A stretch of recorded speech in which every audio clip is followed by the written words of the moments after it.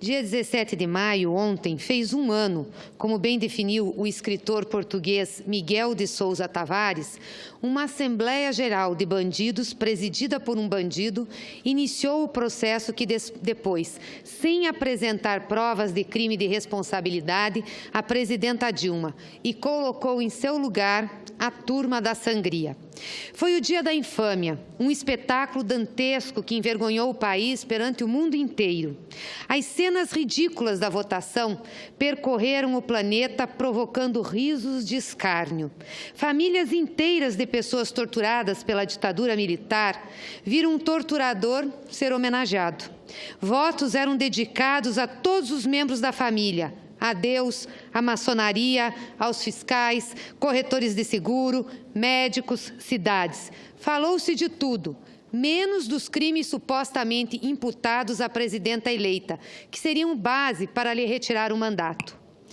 O presidente daquela Assembleia, deputado Eduardo Cunha, hoje preso por ter desviado milhões para contas secretas no exterior, iniciou o processo do golpe porque a presidenta não lhe deu respaldo para protegê-lo das acusações que pesavam contra ele.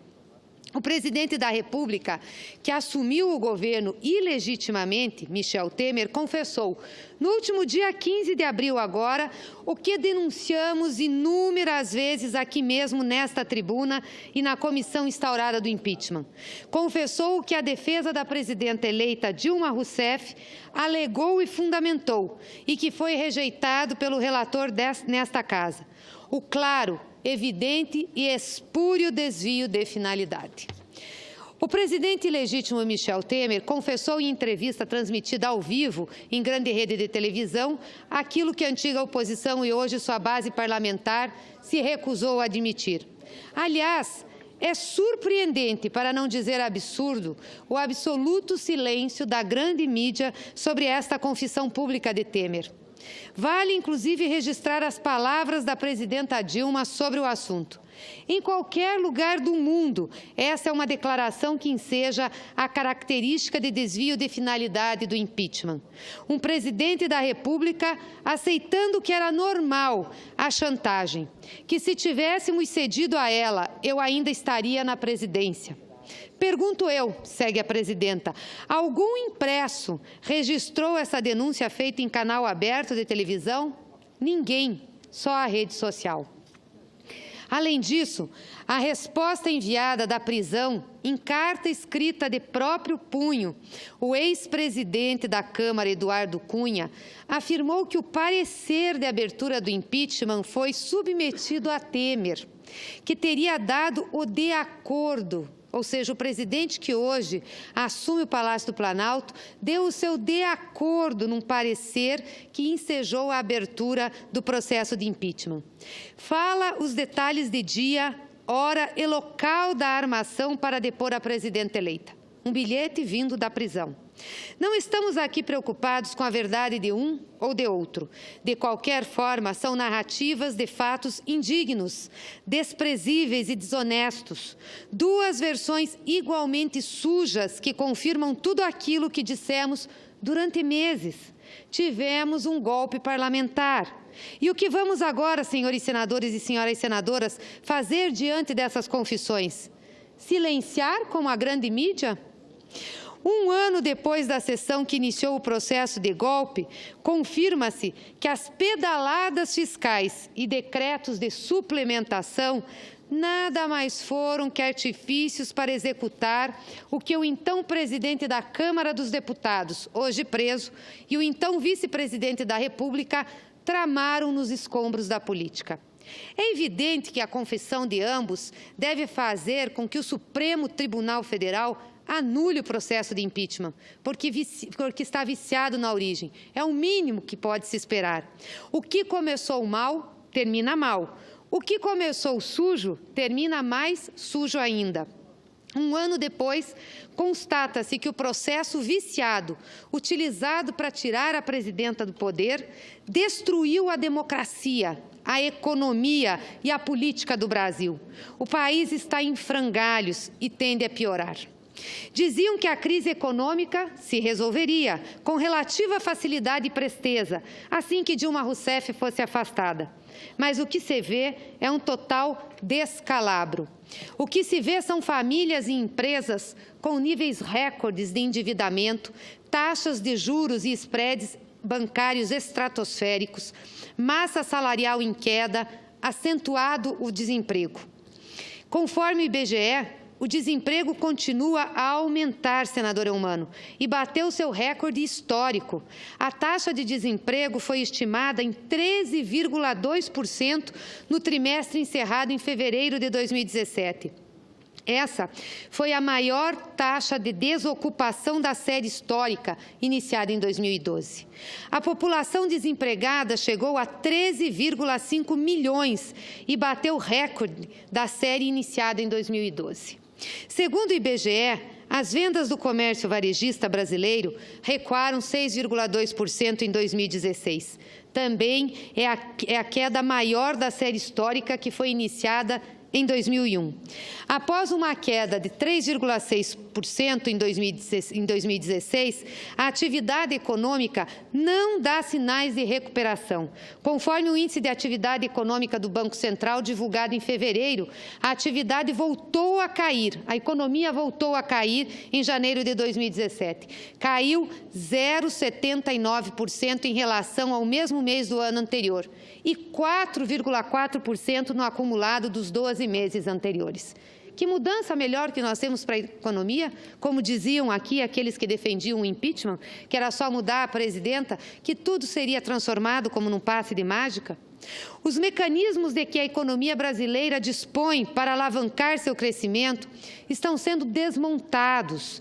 A cadeia de petróleo e gás, responsável por 13% do PIB, está desarticulada junto com a construção civil pesada.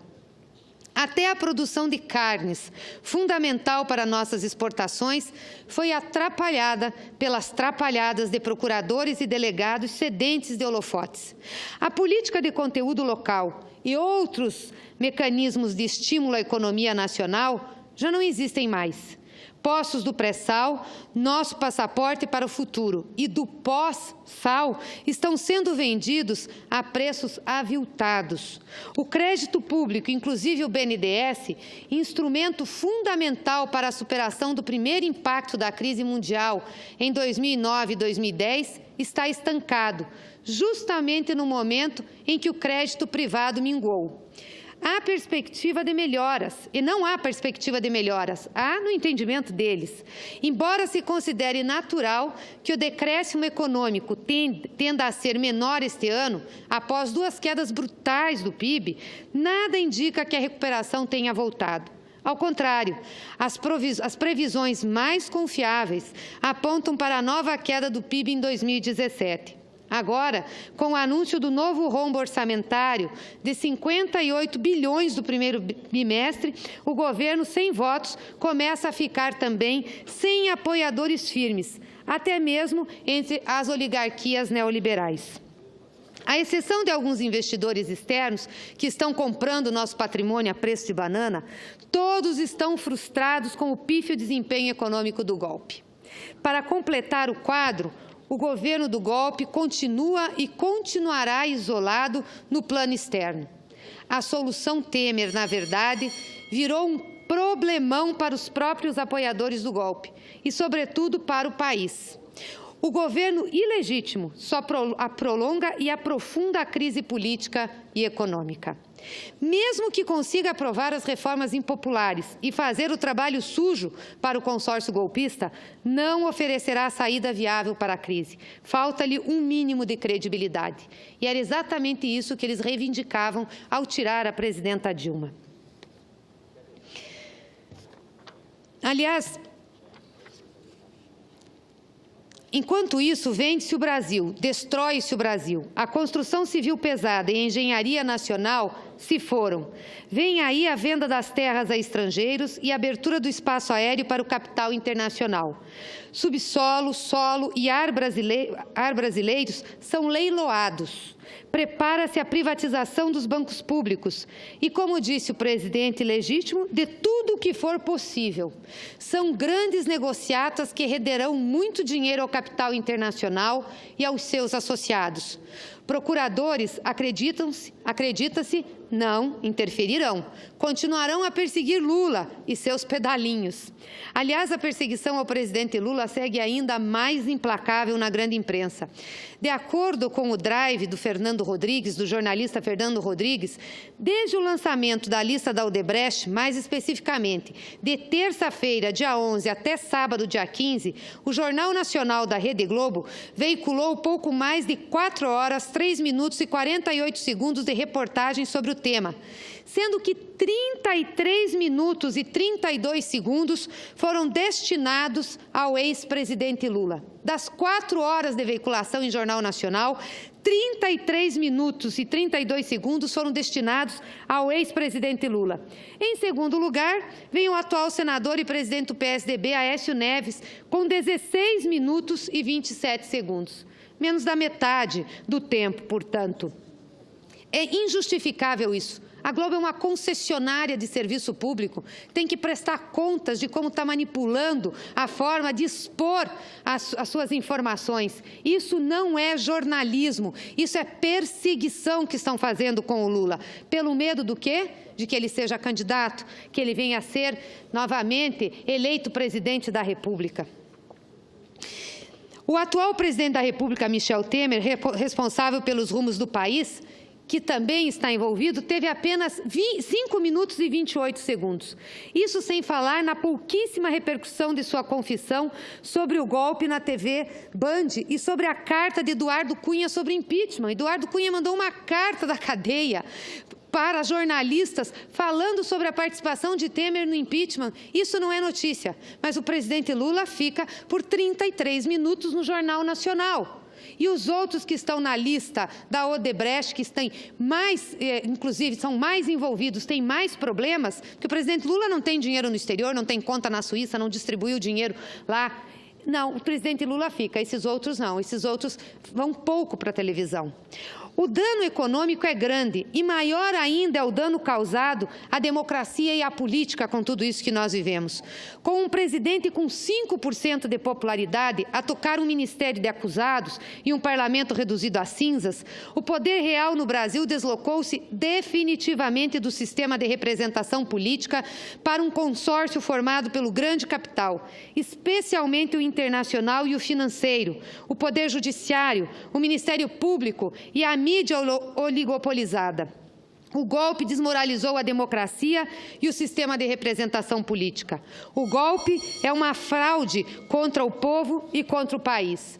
O grande engodo desse golpe foi o de mudar em 180 graus os rumos de todas as políticas do país. Políticas econômicas, sociais, externas, política de educação, saúde, previdência, sem fazer disputa política aberta e democrática. Roubaram da população o poder de decidir o seu próprio destino.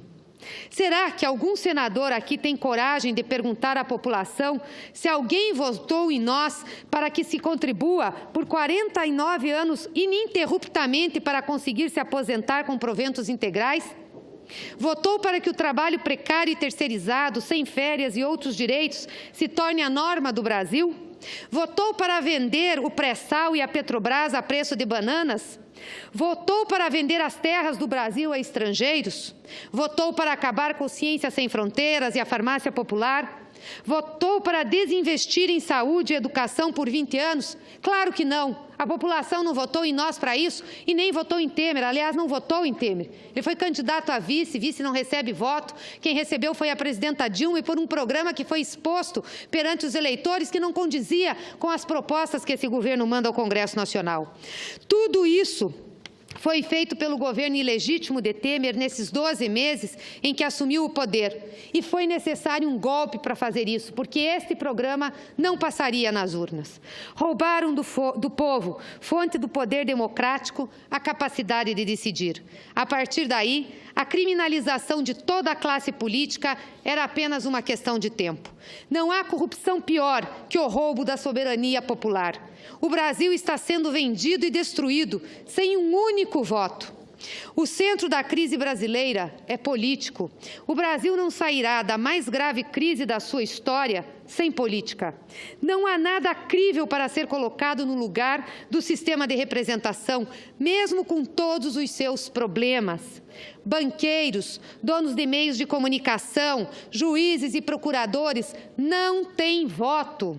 Uns têm dinheiro, outros têm fama e prestígio ocasionais.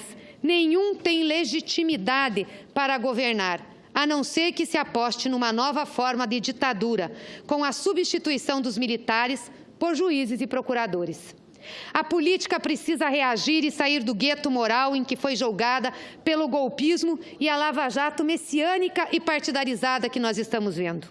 Não serão delatores e corruptores à procura de absolvição e procuradores e juízes à procura de holofotes que vão passar o país a limpo.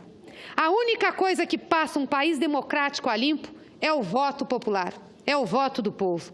Após um ano, constata-se que o golpe precisa ser desfeito. A soberania popular precisa ser reposta com urgência. Só ela salvará o Brasil. Nós precisamos de eleição já. Eleições diretas e gerais. Sem elas, nós não sairemos dessa crise. Muito obrigada, senhor presidente.